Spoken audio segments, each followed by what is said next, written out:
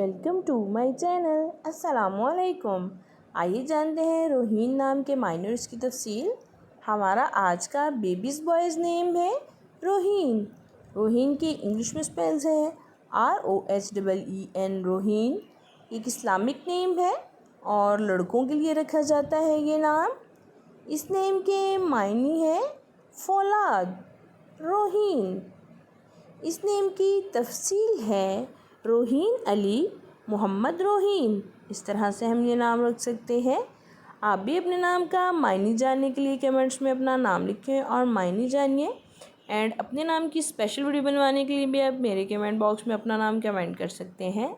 And please like the video, subscribe my channel. Okay dears, फिर मिलेंगे new name new video के साथ। अपना ख्याल रखिएगा, दुआओं में याद रखिएगा। अल्लाह हाफिज़।